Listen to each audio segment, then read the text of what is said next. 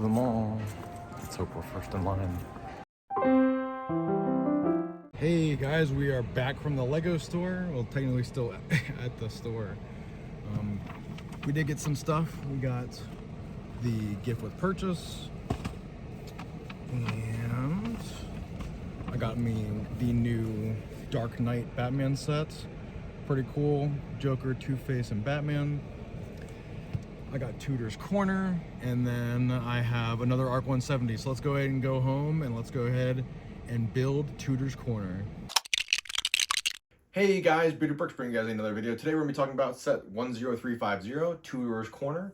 And by this time and when this review drops, you guys should have already gotten your sets on the 1st of the month, and you should have gotten your ARC 170s and your Jedi Starfighters and this set if you were lucky enough.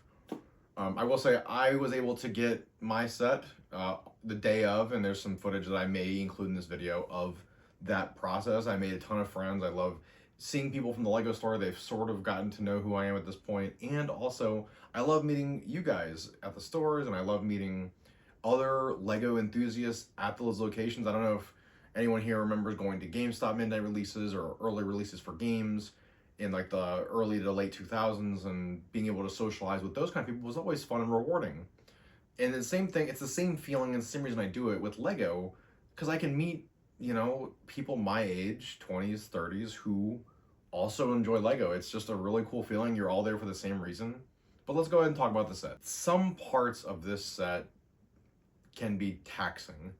A lot of repetitive parts, a lot of bags that the build jumps around a lot on each floor. It's not very much like the Avengers Tower or the museum, where it's like you build one section at a time, or another.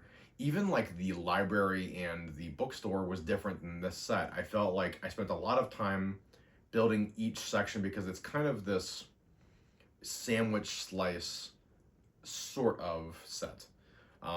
We'll go through each layer of the build, and then we'll talk about the figures and my final thoughts. There are 7 figures with this set, and it did release January 1st of this year.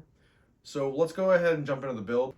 All right, guys. So as you guys can see here, I have my Tudor's Corner 4th floor already taken apart for you guys to see, and I have put it on a Mills plate so I can move the set really easily. Just, again, do it for your sets. It's so much easier to move this when the set is stable, and you know, I can do pretty much anything with this set, and only like the very weakest parts are going to fall off of this set. Going into this, obviously the icons and ideas sets do have some parts that aren't adherent too well to the set. The plans, the railing, some stuff does fall off if you aren't too careful. It could have been, and that could be completely up to the parts that I received. It also could be up to the build itself. There's no really easy way to decide that. So just, here is your, glass warning on this set. So on the front, we have a restaurant, which is pretty cool. You get the little printed sign that says the Old Guarded Inn. You have much like a downtown restaurant would have, you have like the menu on the outside so passerbys can see it. And then you have the interior, you have the door to the, I'm trying to think of what the word would be, the hat shop, or the haberdashery, I believe is what they're called. Hat, textile type store environment. And there actually is like a little bonus figure that is like a mannequin to display that those textiles that they do make, which is neat for them to include. It's a kind of, technically it's another figure, but it's not a real figure, but just something to throw in there as well. One of the really cool things that I'm going to try to capture on this, but I might just have to show you guys a different photo, is inside the restaurant kitchen, they actually use an upside down turned, like the round rotation piece they typically use for Star Destroyers, and that actually is an oven. They flipped it upside down and they use it to be like a stovetop, which I never would have thought to do that. That's super creative. Now, jumping into the 2nd floor of the build, this is where the build really slows down. I think it loses steam, at least for me. It's what took me the most time, is that this build, drifting between both colors, unlike the bookstore and other builds that LEGO has done that I've had the lucky enough to build, they don't switch between colors. Unfortunately, this watchmaker's shop on the interior of this floor just it combines both colors, and so throughout the build you're going back from the brick red style to the blue inside style, and there's just so many pieces inside this set that fall out. Like this piece they used for the clock has fallen out more times than I can count, and the birdhouse on this inner wall just keeps losing this part because this part is a little too thick to go in that birdhouse. I may end up taking a Dremel to this piece just so I can get it in there. There really isn't a great way to access this interior and the later interior. The windows don't remove, none of the walls are able to be pulled off.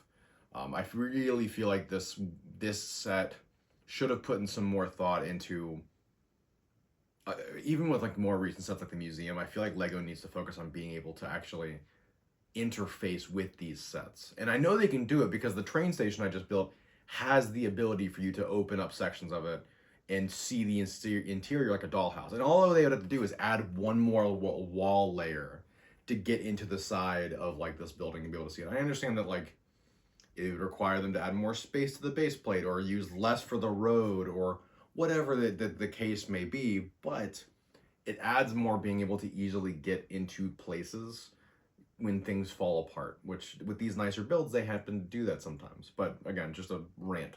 All right, guys, so getting to the third floor, this is where I really felt reinvigorated to build this set and ultimately enjoy it. The roof is immaculate, it looks great. They did really good job with the tapering and making this look like a thatched or like a more like an older style German or European cottage. It just looks, it looks immaculate. It is so eye-catching and beautiful, especially with the brick on the front. It is the reason you buy this set, and then they also have the chimney using the same design from the top all the way to the bottom of this build. Inside we have a couch. It's definitely like an apartment that someone lives in. You have a cat toy, a cat tree. There's bugs with little printed bug pieces in the containers. There's a table, there's a cat water and food bowl, there's a potted plant. And ultimately, it's just really neat. I would like to believe this is a separate living space from the person who's the watchmaker, but given that the watchmaker does not have a bed, I'm gonna bet this is probably their house. I think that this set is a little bit of a flex. And I'm not saying that the designer who made this set did anything wrong. I think this set is great. It's beautiful when you put it all together. I personally have built other sets that LEGO has made, and they just feel better. And the reason why this design is so difficult when you're building it, or at least why it felt difficult to me, is the window styles of both of these buildings are different. The building styles of the first, second floor, and third floor are all different colors. The windows are different. There's so many different designs architecturally with this set that during the build, I was a little frustrated.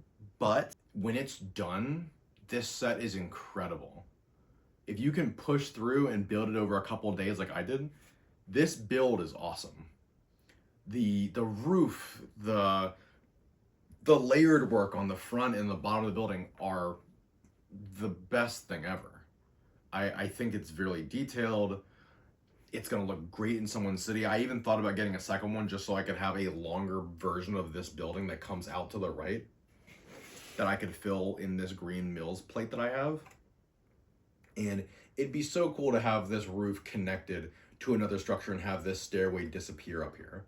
And I think that'd be so cool. And it's just one of those things like, wow, the process was painful, but the end result was absolutely worth it in every single way.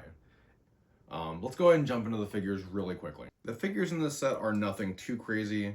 As you guys can see here, we have the watchmaker, the hat shop owner, and the restaurant, or like the barkeep owner. We have probably the coolest figure in the whole set, which is a chimney sweep. Just looks the part, definitely gets that Dick Van Dyke.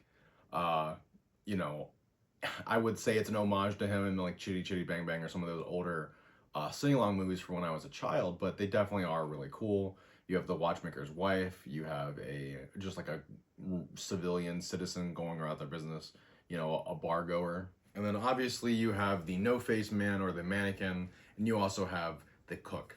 And ultimately, I think all these figures serve their purpose. They're awesome.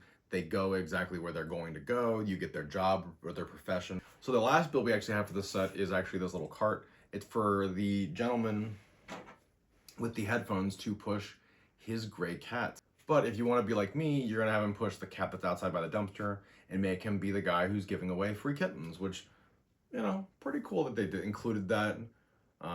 Just like a little neat detail. Using the bicycle like this is always really cool, seeing them use it properly and have the stand actually work and hold it so it doesn't move or wiggle around. Just a neat little addition.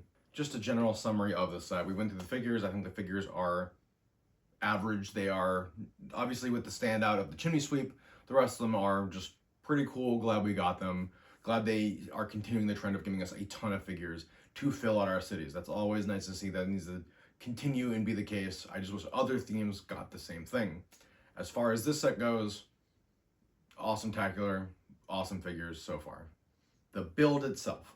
While the build is taxing and at times slow, flipping the box around so you guys can see how it would fit into your LEGO city, I think that as a corner staple of your city, this is going to be the set that you put next to a bunch of the other buildings to continue them out on both this side and this side. I think it achieves the look that everyone wants. They want a building to be a looker, an attention grabber, and it is definitely that. It is a immaculate set on both sides. Ultimately, it's an awesome build. It's absolutely worth the money. It's worth your time if you have the availability to do it. And this is a reminder to you guys, it is okay to build your sets slowly. You don't need to rush to the end to build them. You always can take your time and build 1 bag a day, 2 bags a day, whatever you're comfortable with. You don't need to have your LEGO be done immediately. Take your time, enjoy your sets. It's supposed to be fun. And I will say, through the build, being able to take my time and build it, I was glad I took those breaks. I'm glad I took the time to build it and appreciate the set for what it's worth. It's a pretty good build. Through and through, it's a good time. I recommend it if you guys want to add it to your city.